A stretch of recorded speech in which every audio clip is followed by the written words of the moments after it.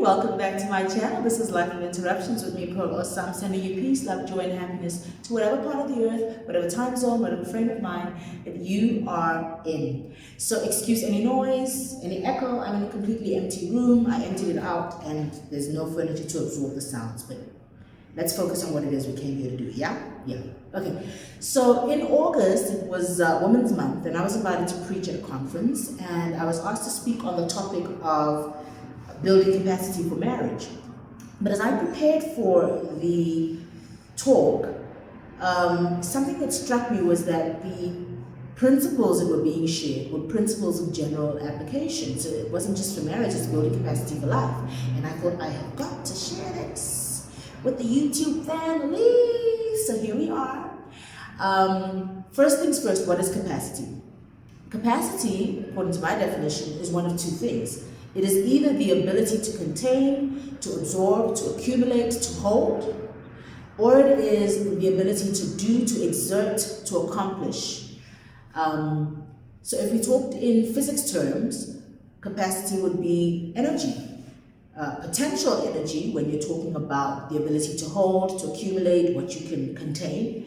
And it would be kinetic energy, energy in motion, when we speak about now exerting that which you had contained as fuel and using it to accomplish and to do work.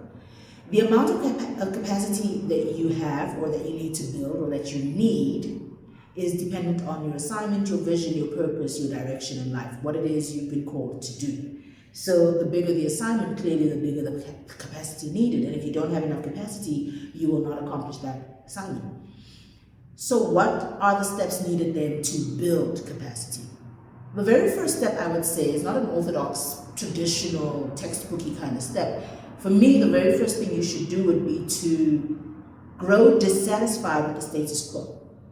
If you are not dissatisfied, sick and tired of where you are not going to make any attempts to grow bigger and go further and come out of where you are to where you ought to be. And it's easier said than done when, in your mind you've arrived, you've accomplished, you are the man with one eye in the village of the blind, you are the man with, you might have no shoes, but at least you've got feet in the village of the handicapped.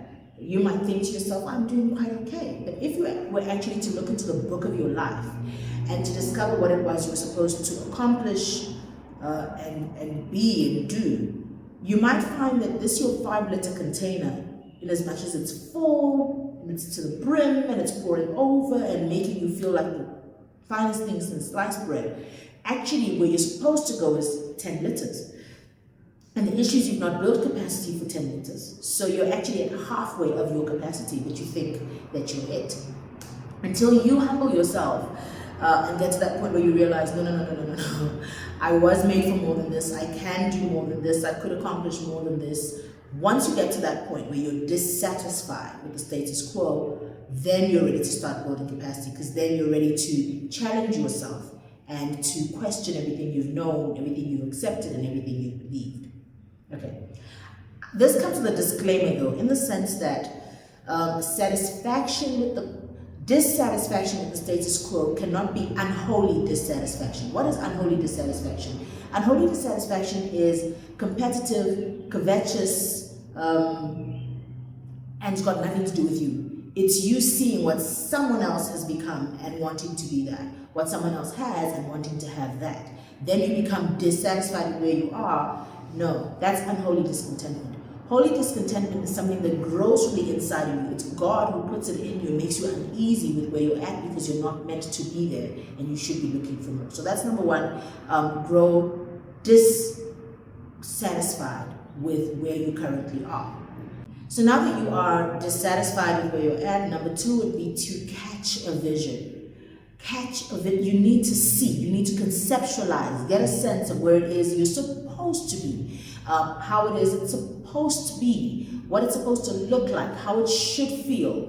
Because till you get that feeling, you won't know what to push for, what to drive for, when you arrive, when you know you've arrived.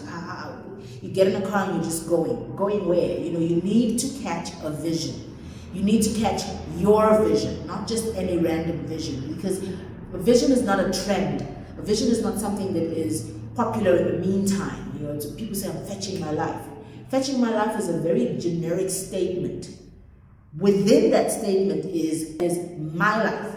So my life, where it is, where I need to fetch it, what vehicle I need to contain it in, will look very different from your life, where you're going and what you need to do. Okay? So it's not a Noah's Ark situation. You don't go 2 by 2 in this vision thing. Unless, of course, you're talking about vision bearers, burden bearers, destiny helpers, that kind of thing. And even at that, those individuals have their own vision, but the way that God will work it is that you guys need to work together for them to accomplish what they need and you to accomplish what you need. It doesn't make it the same vision necessarily, but it means that both of you have a part towards his greater vision.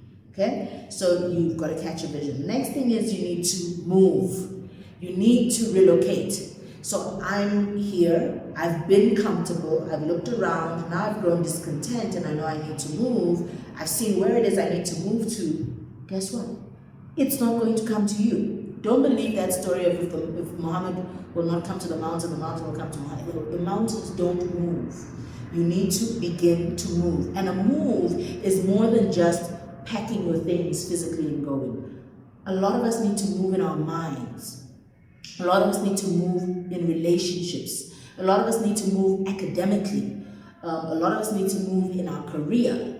You know, some of us need to move in terms of family. You know, when God called Adam and he says, leave your father's house, leave the land of your nativity, leave your tribe, leave your people, because I need to build capacity in you that you're going to become the father, contain many, many nations. So you need to move. Your move might be geographical, your move might be emotional. You know, you might need to move in your mind from where you're at. And I find that people who have an assignment are constantly thinking, constantly questioning. And that questioning can come with its share of frustrations if it doesn't have the adequate answers, you know, constantly seeming unsettled. And that's just simply because you're dissatisfied with the status quo and you need to keep on moving. You need to move emotionally. Moving emotionally means that when you say that you're moving towards something, you need to know that all hell's going to break loose against you because it suits, there's a contingent that is satisfied with your current status. It works for them. It works for them to have you depend on them. It works on them for you to be below them. It works for them, for you not to challenge them to move. And so the minute you say you're going to get up and move, the war is going to come at you physically, it's going to come at you spiritually. People are going to ask you, who do you think you are? And all of a sudden you think you've arrived, You need to deal with all of those questions. And it's going to probably have emotional strain on you because you would think to yourself, these are people I've supported, I've been there for, I just thought they would, be there for me. And because the move you're making is so heavy on you, you really were hoping for their support. It's so big, it's so mind-boggling, it's so overwhelming. You were hoping they would be there, and sorry, no, they're not going to be. Because guess what? You're the deliverer who needs to get up, go through these uncharted waters, make it big, and come back and help and save them. It's just the way it's got to be. So you're going to have to get out of your emotions. They will come. But you've got to be your biggest motivational speaker. Speak to yourself at the night time. Cry to the Lord in your prayers and just say, only you will fully understand what this is, where I'm at and how I'm feeling. And leave it at his feet and trust him to pull you out. You also have to move status. I love this one. Because people have put you in a box and decided who you are, what you're worthy of, where you get to play, what table you get to sit at. The minute you start saying, actually, no, I'm not your girl from round the way, I'm not how you used to know me, you will address me differently, this is my name, it's going to get some backs up. And you might feel the need to downplay it and just be like, no, I'm okay. It's false humility. You've got to be who God said you are. Imagine again Abraham saying that, no, I'm Abram because, how's the family going to handle that my name is now Abraham and what it means? And I'm telling them, yes, I'm a father, but especially even the laughter that will come. Because the name you're calling yourself is for where you're going. You've not arrived there yet. And so you look like a fool saying, I am A, B, C, D, E. Meanwhile, you are encapsulated and living in the conditions that are not A, B, C, D, E. In fact, they're X, Y, and Z. You're like at the bottom of the rung, but you're telling people, you're speaking your truth. It's tough, but don't ask for permission to move status. Okay. The next thing you need to move, I'm still on number 2, we're still on moving, but you need to move realms. You need to move realms. Sometimes you need to come out of the realm of the physical, where things are not. Move into the spiritual and call them as if they are. We just went to church. We just... Okay, seriously. So you need to move realms. If you cannot move realms and you stay in the realm of fact as opposed to transcending into the realm of truth, you will be stuck in that place as dissatisfied as you are because you keep speaking the reality you see over the truth as it ought to be, over the word as it is spoken. You caught a vision, remember? You caught a vision, you saw a city whose maker was God. You saw a future. So keep speaking to that future. You've changed status. You cannot now, when you've changed status, keep coming back and agreeing with the naysayers and saying, no, but I am. And so it means you need to transcend. You need to move realms, because in the physical realm, where you can feel, where you can touch, where your body responds, where all of your senses respond to physical stimulus, if you stay in that realm, I promise you the stimulus is going to come at you left, right, and center, and it's not going to be pretty. Transcend. Okay, that speaks to now number 3. So just to recap, number 1 was number 1 was grow discontent, number 2 was catch a vision, number 3 was move. Number 4 then is embrace challenges, because now you've moved, you're speaking all of these things and the war is coming at you. Can you handle it? An analogy I will use is in building muscle. So you want to build physical muscle. You started lifting weights and you're getting this after exercise pain. It's major. Do you say to yourself, I'm not going back? No, understand that what's going on there is the tearing of the muscle for you to build new fiber, and when it comes back grown as bigger muscle. It's just the sacrifice you need to make. If you're going to say, no, I'm just going to stick to my little, 2 kg weights, I'm sorry, I'm not going there with you, then you're not going to build that lean muscle. You know, the eagle, and I found out about the eagle, blew my mind. So the eagle, big, beautiful bird of large expanse, when it wants to become more efficient, when it feels as though all of its equipment for its assignment, in other words, the beak, the claws, the expanse of the wings and the feathers and what have you, have grown a bit old, it takes itself for grooming in the most painful way possible. It goes to the highest point of the rocks, and I think it goes away from where people can say, no, don't do that to yourself. Don't be so hard on yourself. It doesn't want to hear, because it knows what its mission is. It goes to the top of the mountain and begins to slam its beak against the rocks till there's nothing wrong left. And guess what? When it grows back big, hard, sharp.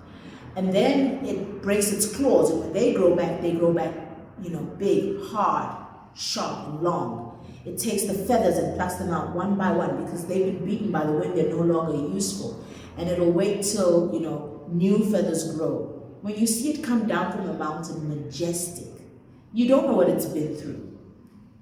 It made sure it stayed away from you. Sometimes you're going to see people stay away, and they come back and they are glorious, and you're like, where have you been? What have you been up to? You don't always have to be on the socials. You don't owe anybody an Instagram post, right? I know they'll tell you, grow your following, you need to be there. No.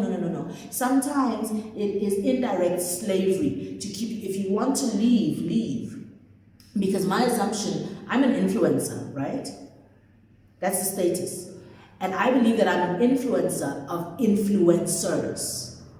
So I have respect for the people who follow me.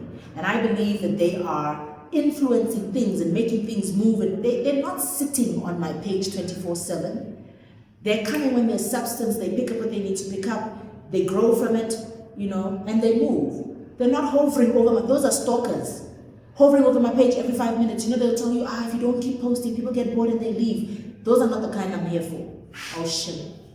Sorry. Those are not the kind I'm here for. Because my tribe is like me. And there are times when I get busy. There are times when I will pull away to the mountain. You've got to go and on a fast from time to time. And when you go on that fast, you afflict yourself. That's what the Bible calls it. It's self-affliction, You pull out your feathers, you break your beak, you break your claws, whatever it is that means to you.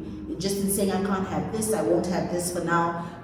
And maybe it's not spiritual for you. Maybe it's physical. Maybe it's trying to lose some weight. And you're like, no, I won't have the carbs, and I won't have whatever it is you're keeping out and replacing with what. That time of sacrifice, you know what the end goal is. So you embrace challenges. Okay.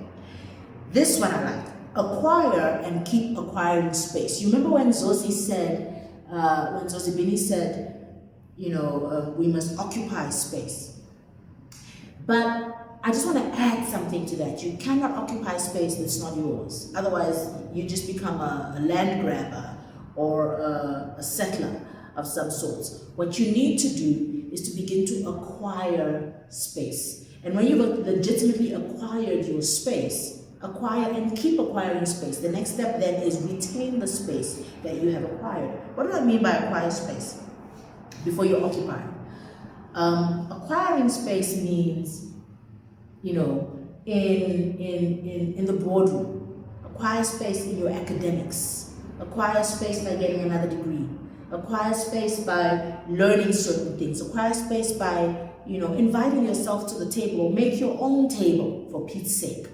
Acquire space. Go in the places where you were told your kind was not wanted, your kind was not welcome, you couldn't do it, you couldn't make it. Go, acquire your own space. And when you acquire that space, retain your space. Keep your space. Don't let it be lost. Any loss of space must be a deliberate act of pruning. Okay? Must be a deliberate act of pruning. In other words, those in the natural hair movement will tell you. People say, black hair doesn't grow. Black hair grows. Our hair grows. The thing is, we are not very good at retaining it. If black hair didn't grow, then tell me why those who do relaxing find themselves having to relax every 6 weeks. They relax something called what? Growth. So you've got growth, but you're not retaining the tips that grew before. You're just having this new bit grow, and you keep breaking off the top. And you would find that very specific, deliberate acts need to be done for you to retain that space. In the natural hair movement, again, it'll be things like, moisturize, hydrate, use the right oils. They call it the LOC method. There's got to be an LOC around, what you do with your space, how you retain that which you have, and you can only retain by increase, by use, by practice, by doing more. So again, if we talk about building muscle, when you stop doing those things that you used to do, flab will cover the muscle that you had grown. You need to retain the space that you've got. Okay, we've got 9 more days in this month, 9 days in the 9th month. 9 more days left in this 9th month, and we're about to birth something, y'all. We're about to birth something, and we need to build the capacity to parent that which God has promised is going to do. I don't believe you're going to leave 2021 and not have received your promises, and not have received your breakthrough, and not have received your desired destination, your promised land. I want you to just have faith for that and believe with me as I believe with you. So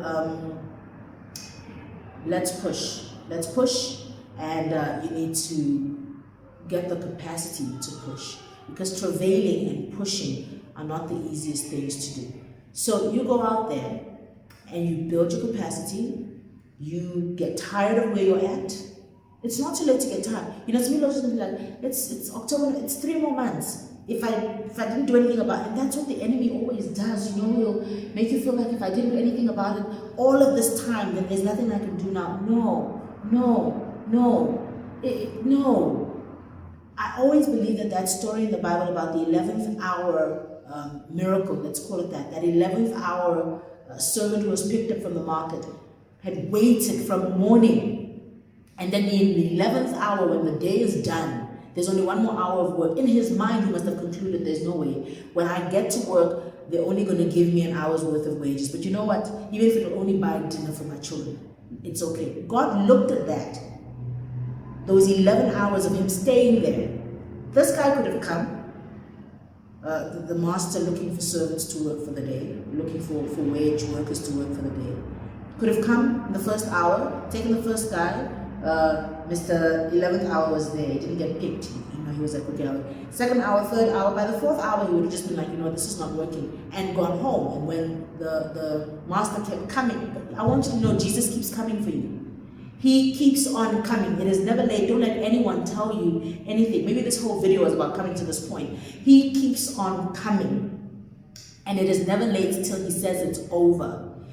But he counted it as work. All of that preparation, all of that standing in the sun, all of that taking that rejection, all of that taking the mockery that came with it. Can you imagine now being the last one standing and still standing? Guys, that's a whole nother level of capacity. That's a whole, many of us cannot. We can't. I remember being, in high school, and they'd play sports, and, I'm not the sporting kind, so I'll never get chosen. People are choosing, and they're choosing. You know the feeling when they're going, and when you're standing one, it's not nice. It's not nice. And someone like me, I probably would, if the teacher wasn't there to make sure that, he gave me the pity vote. When I'm the last one standing, I'll be like, okay, so you go join that team. And then you can see the team going like, because they knew why they didn't choose me in the first place. It's gonna make a laugh about these things now. But the one thing I know is that to be able to stand there and wait and push through is work in and of itself. It's character in and of itself. So don't let anyone tell you that, we're sitting at the end of the month, what are you learning to build capacity for now? You've been building the potential energy. You've been building potential capacity. You've been building the ability to contain. And now, in a suddenly, I came to church today. In a suddenly move, God is going to call upon you to exercise that which you have been building capacity for. What do you think Joseph was doing in the prison? What he had practiced in his father's house, what he had practiced in Potiphar's house, what he practiced in the prison, he's thinking, but you know what, I thought I was going to be, I saw bigger than this, man. I saw stars bowing down, the sun, the moon bowing down, and here I am, a perpetual servant, misunderstood and accused and abused.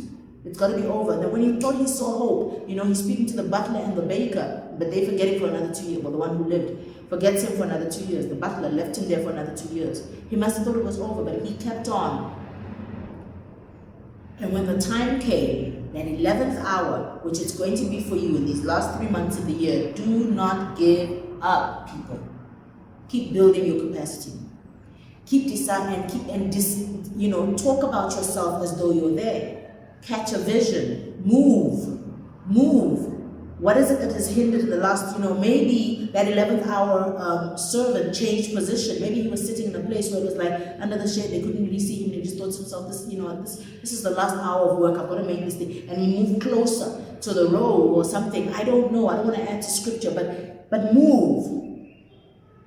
Move your faith and move realms. Guys, moving realms, I cannot emphasize that enough, because if you sit in the realm of what you see and what you feel, it'll absorb you and push you into depression. But once you step up into that realm to say, you know what, but I have another kingdom.